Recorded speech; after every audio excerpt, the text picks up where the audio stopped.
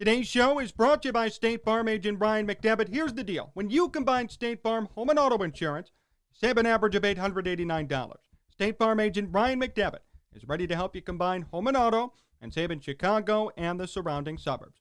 Call Brian today at 630-796-2662. That's 630-796-2662. Or visit his website, ryanismyagent.com. That's ryanismyagent.com. And make sure to mention Sports Talk Chicago. Like a good neighbor, State Farm is there. I want to start today with this question. What's an enigma? According to the dictionary, it's a person or a thing that's mysterious, puzzling, or difficult to understand. We all know enigmas. I know a couple. Let me ask you this then. Are the Cubs an enigma? Are the Cubs mysterious? Are they puzzling? And are they difficult to understand? Based on the way they've been covered over the past 2 to 3 months, you'd think they were more than an enigma. You'd think the walls were burning down inside of Wrigley Field. Oh my gosh, I can't believe they let Kyle Schwarber go. Oh my goodness, Lester's gone too. They traded Yu Darvish? They got nothing in return. Funny how quickly the narrative shifts. See, the other day the Cubs signed Joc Pederson to a 1-year, $7 million deal. I look around, see the reaction from writers and people who cover the team. And here's what I see. Oh my goodness. This is without question an upgrade over Kyle Schwarber. Wait a minute. Hold on. Back it up a second. 2 months ago, you were all crying because Schwarber left. He's a legend. I can't believe he's gone. Now, Joc Pederson's an upgrade. Wait a minute. An upgrade over a legend? That's what I thought. Then this past weekend, Nolan Arenado was traded from the Rockies to the Cardinals. And the Cardinals got an all-star third baseman. The Rockies got nothing, virtually, in return. But remember, 2 months ago, Cubs fans said, oh my goodness, the Yu Darvish trade, that was a joke. The Cubs got nothing back. They were swindled. Then I saw people say, well, actually, it makes the Darvish trade look pretty good. Pick a lane. Which is it? Stop shifting the narrative. I've been consistent from day one. This team needs a rebuild. Anything that reminds them of 2016 needs to go. All of it. Every player gone. Have a new identity. Build up a new culture. Start from scratch. And in 3 to 4 years, you'll be great. That's all they need. They don't need to hold on to the past. They don't need people crying about Schwarber and Lester leaving and the team being broken up. They need real change. They need a rebuild. They need someone in there to stop appealing to feelings and to nostalgia and to start thinking, you know what? It's over. It's time to move on. And I just found it so hypocritical that 2 months ago I said, Schwarber's gone great, not a legend. Now today, people are saying, oh my goodness, Peterson, definite upgrade over Kyle Schwarber. I said, Yu Darvish trade, good for the team. 2 months later, actually, yeah, it was a good trade. Give me a break. I've been here from the beginning saying this stuff. And all you've done is tear me down. I'm sick of it. I know what's best for this team. Look at the White Sox. Look at what the White Sox did. They followed the Cubs model. The Cubs have to go back to their roots here. No more lamenting. No more thinking about what's in the past and 2016 and all of that. They need to rebuild. And they were doing a good job of that until they signed Peterson. I don't understand the fascination with Joc Pederson. I really don't. They essentially brought in Kyle Schwarber.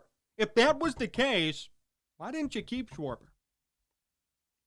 Why didn't you keep a fan favorite and a good power hitter for $3 million more versus bringing in Joc Pederson? Peterson last year hit $190. I mean, are you kidding me? How are you even on a major league roster hitting $190? Now, I know the year before he had an 876 OPS, the best year of his career, 36 homers, 74 RBIs. That's great. If the Cubs could get that out of Peterson, fine. But I don't see that happening.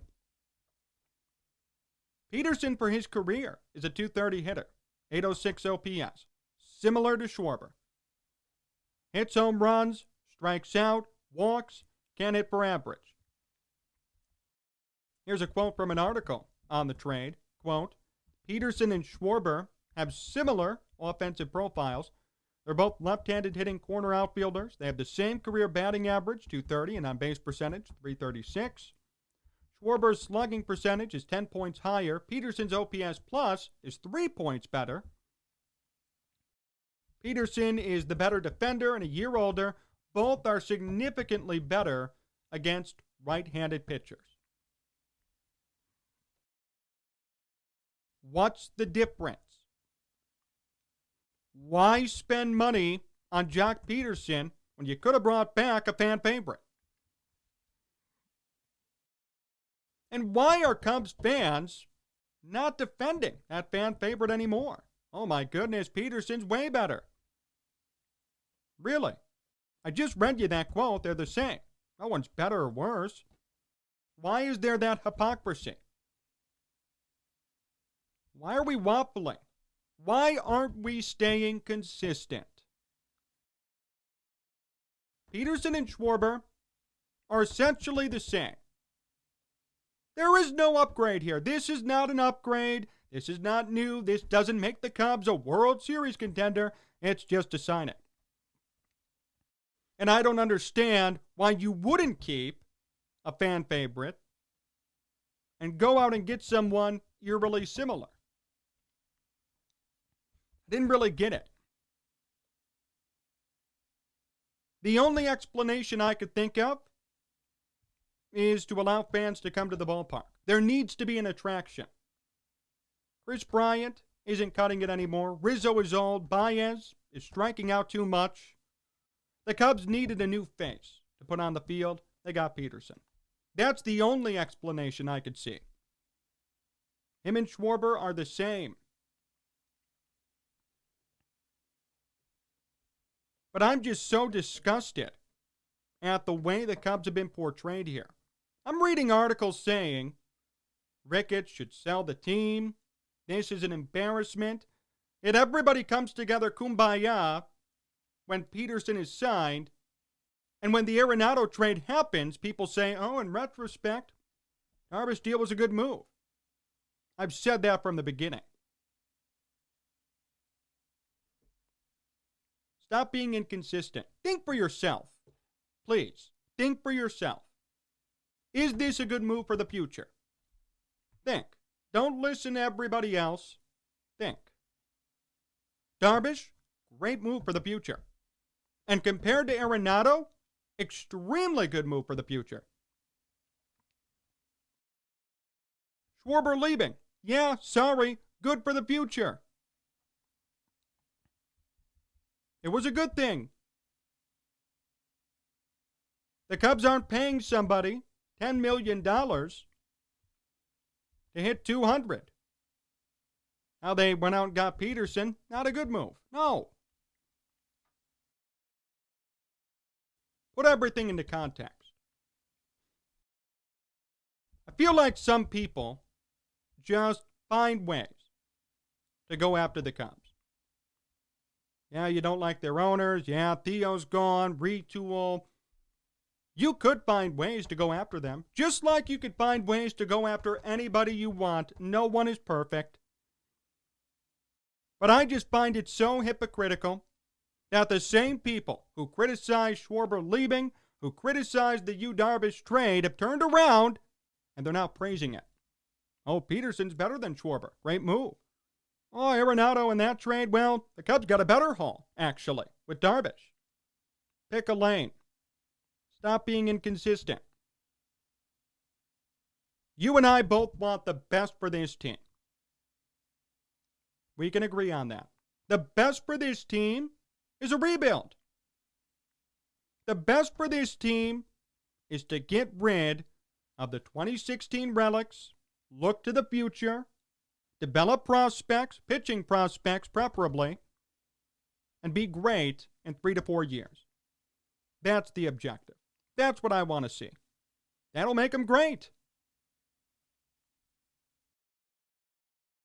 Holding on to the inevitable won't do anything. Trying to put together a contender in a year in which you know you're not going to win will solve no problems. We need to realize that. We need to be consistent about our beliefs. We can't be saying Schwarber leaving is a travesty, then turn around and say, well, Peterson's better. We can't be saying, oh my goodness, the Cubs were ransacked with the Yu Darvish trade, then turn around and say, oh, believe it or not, the Cubs won that trade. By being inconsistent, by going back and forth, you're never going to be satisfied. You're never going to be happy with what they do. There's always going to be a problem. There's always going to be an issue. And you'll never see this team where you saw them before, like in 2016. I didn't hear anybody complain about anything from the 2016 team. And there were problems. There were issues. They weren't perfect. But everybody bought in and they won. Everybody here needs to buy in again. I know they're not going to be a World Series contender.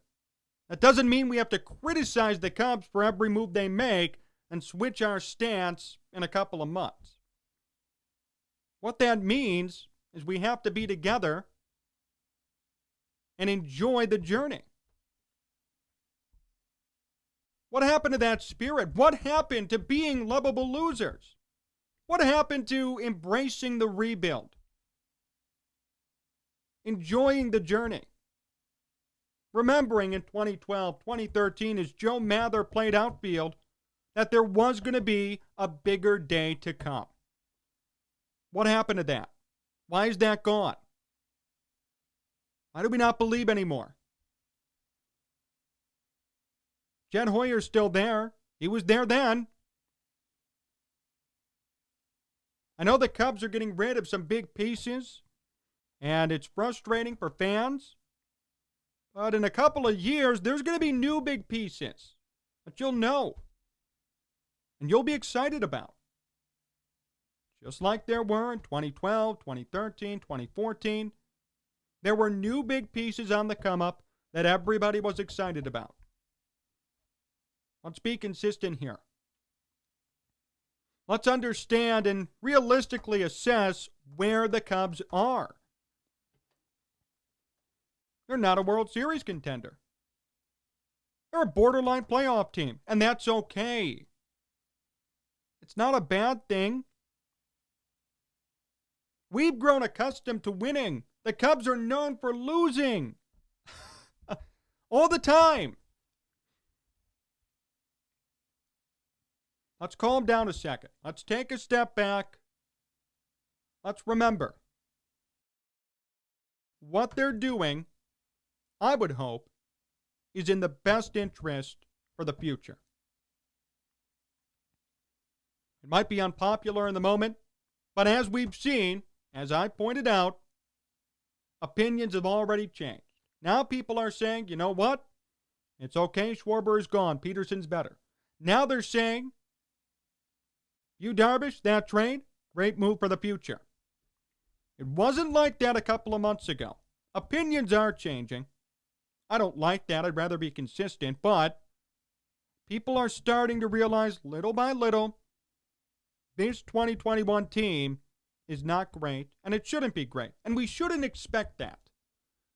We should be rooting for the future. We should be concerned about the future, not today, and not criticizing every single move we see the Cubs do. It wasn't like that before. It wasn't. Everybody bought in. Everyone bought in 2012, 2013. Where is that spirit today? I'm asking, where is it? I want to know. Why is it gone? Why is it different now than before? So no, the Ricketts don't have to sell the team. Jed Hoyer doesn't have to go anywhere. The Cubs are doing their best. Let's appreciate it. We could find ways all day to criticize them and to criticize everybody else. It's easy, because no one's perfect. But how about we all come together and realize this team's future is bright? Let's get through these next couple of years. That's my message.